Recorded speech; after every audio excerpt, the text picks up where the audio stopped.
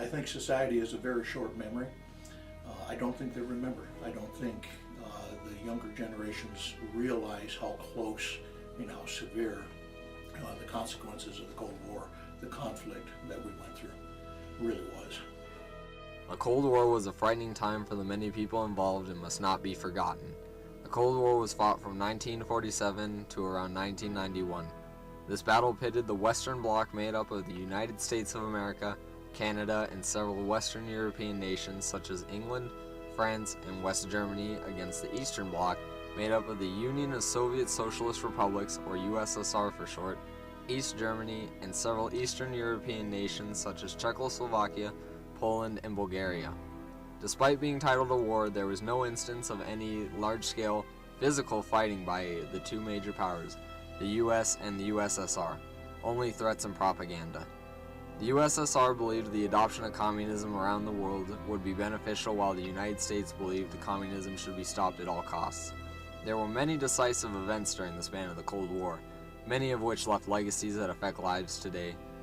The purpose of this documentary is to take a look at some of these events, the decisions American leaders made, and the legacies left by these decisions in the areas of foreign relation, science, and national security. Tension between the United States and the USSR had never been higher than during the Cold War.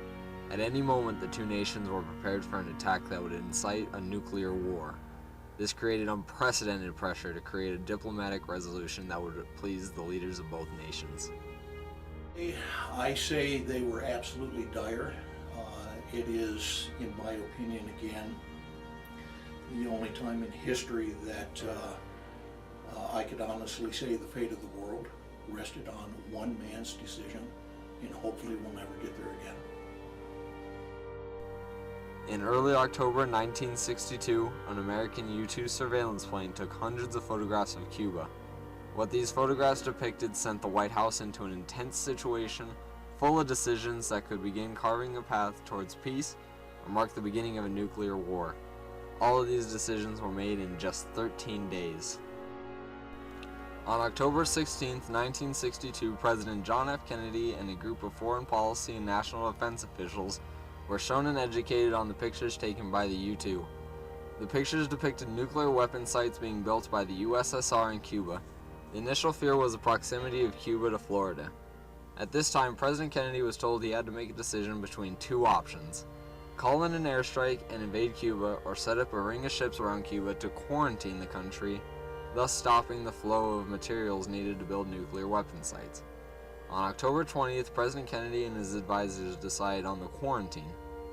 Kennedy called past Presidents Hoover, Truman, and Eisenhower to form a team of leaders capable of creating a plan to execute the quarantine. Kennedy officially deemed this team of four the Executive Committee of National Security Council, or EXCOM for short. On October 23rd, Kennedy signed Proclamation 3504. This authorized the quarantine of Cuba. Kennedy asked Russian leader Nikita Khrushchev to stop all Russian ships from advancing towards Cuba and to remove the nuclear weapon sites from the country. Khrushchev saw Kennedy's proposition as an ultimatum and a threat. Despite his reaction, Khrushchev halted the movement of all Russian ships with the exception of the tanker Bucharest, which was eventually allowed to pass after an inspection for military parts. Just 3 days into the quarantine, leader of Cuba Fidel Castro pleaded with Khrushchev to launch a nuclear missile against the United States if the U.S. initiated an invasion of Cuba. Later that same day, Khrushchev sent a letter to Kennedy with this offer: remove the quarantine of Cuba and pledge not to invade the country in exchange for the removal of Russian nuclear missile sites in Cuba. The next day, Khrushchev sent Kennedy another letter stating that in addition to his previous offer, he also wanted Kennedy to remove the, by this time, outdated Jupiter missiles located in Turkey. On October 28th, the terms of this offer went into effect.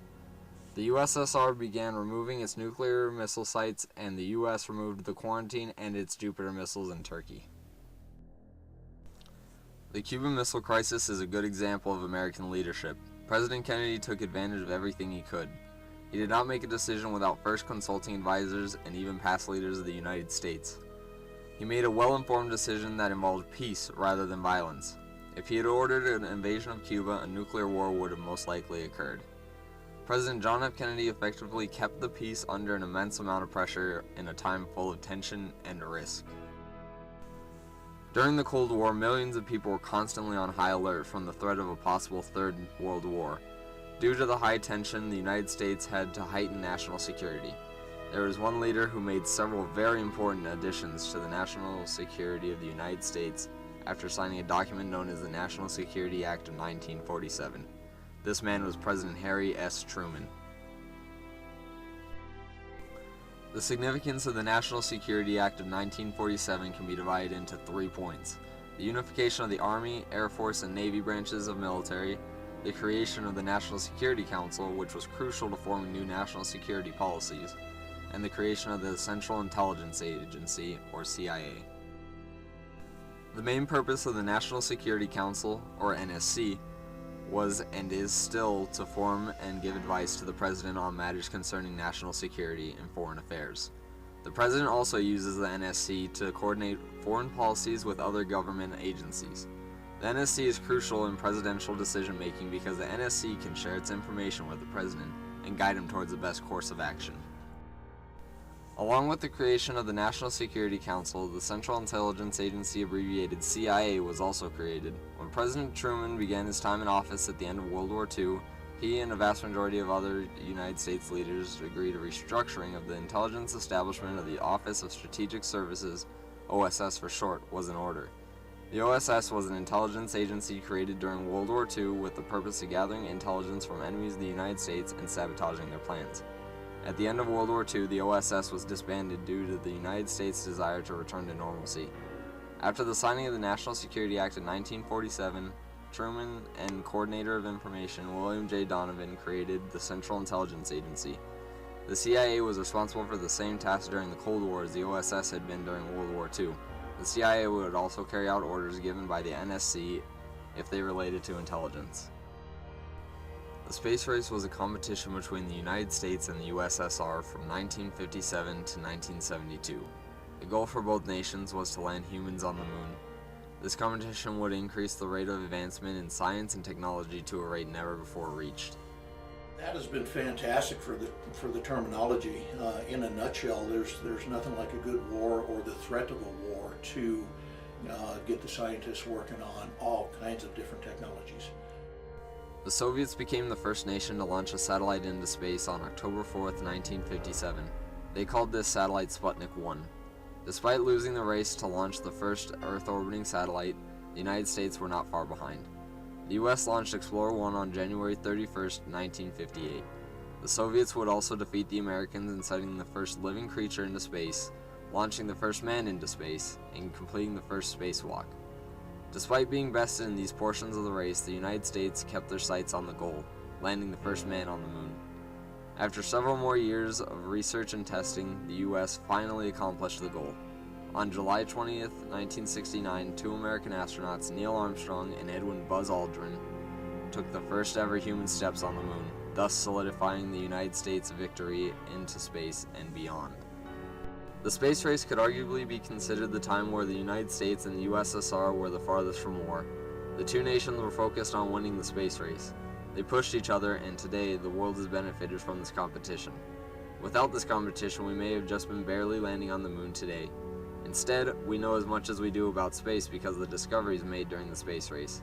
These discoveries include the Van Allen radiation belts and satellite navigation. The world is as advanced as it currently is because of the space race. The Cold War was a time full of fear, paranoia, competition, and tension. Every decision made was important. One wrong move and millions upon millions of people would have died. American leaders showed great leadership and did everything in their power to move towards diplomacy. They wanted to keep their people safe. They fought to always be one step ahead of the USSR. When the Berlin Wall fell in 1989, the beginning of the end of the Cold War may have begun and tension may have died down. But that tension lives on today between Russia and the United States. The world is returning to the brink of war, and if the time comes, may the events of the Cold War not be forgotten. May we instead use them as an example.